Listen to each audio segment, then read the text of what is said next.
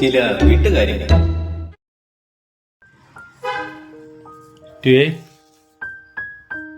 ഇപ്പൊ എങ്ങനെയുണ്ട്? കുഴപ്പമില്ല. പനിയുടെ ലക്ഷണമായിരിക്കും. പിള്ളേർ സ്കൂളിൽ പോയോ? ആ പോയി. ഉച്ചയ്ക്ക് കഴിക്കാൻ രാവിലെ ഉണ്ടാക്കിയത് കൊടുത്തു വിട്ടു. അന്നമ്മയ്ക്ക് ഭയങ്കര വിഷമോടി. എന്ത്? അവള് പോകുന്നേരം നീ ഇങ്ങനെ കിടക്കയില്ല. അത് കണ്ടിട്ട് നിനക്ക് ഉമ്മ ഓർമ്മയുണ്ടോ? ഇല്ല. അവള് പോകുന്നേരം നിനക്ക് ഉമ്മ തന്നിട്ടാ പോയത്. ഇപ്പൊ എന്തായാലും ഗുളിക കഴിച്ചല്ലോ. ഗുളിക കഴിച്ച് ഇനി എന്തായാലും കുറച്ചും കൂടെ കിടക്ക്.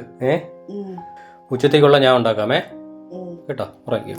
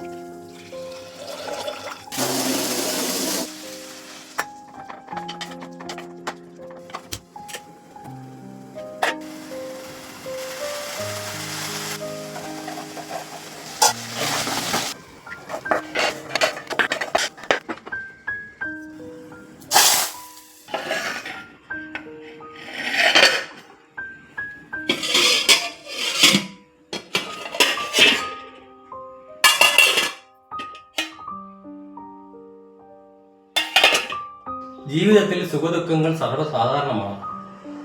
അത് മനസ്സിലാക്കി നമ്മൾ താഴേണ്ട സമയത്ത് താഴുകയും പറയേണ്ട കാര്യങ്ങൾ പറയുകയും ചെയ്തു പോയാൽ ജീവിതം ധന്യമാകും.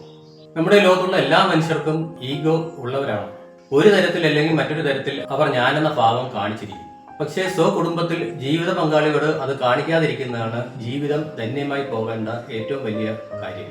പ്രതിസന്ധികൾ എന്തു തന്നെ ആയിക്കോട്ടെ, സമാധാനത്തോടെ പങ്കാളിയെ ചേർത്ത് പിടിച്ച് പരിഹാരം കാണാൻ ശ്രമിക്കണം. അങ്ങനെയാവുകയാണെങ്കിൽ ഈ ലോകത്ത് ജീവിച്ചിരിക്കുന്ന ഭാഗ്യവാനും ഭാഗ്യവതിയും നമ്മൾ തന്നെയായിരിക്കും. ആണുങ്ങളൊക്കെ ഇങ്ങനെയുള്ള ജോലി ചെയ്യുമോ എന്ന് ചോദിക്കുന്ന ആൾക്കാർ ധാരാളമുണ്ട് നമുക്കിടയിൽ. അവരോടെല്ലാം പറയേണ്ടത് എല്ലാ ജോലിയും എല്ലാവർക്കും ചെയ്യാൻ പറ്റുന്നതാണ്, അല്ലെങ്കിൽ ചെയ്യാവുന്നതാണ്. പ്രത്യേകിച്ചും നമ്മുടെ വീട്ടിൽ, നമ്മുടെ കുടുംബത്തിൽ എല്ലാവർക്കും എല്ലാ ജോലിയും ചെയ്യാൻ പറ്റുന്ന ഒരു കാര്യം തന്നെയാണ്. ഈ ഒരു നല്ല ചിന്തയോടുകൂടി ഇന്നിവിടെ നിർത്തുന്നു. നമസ്കാരം.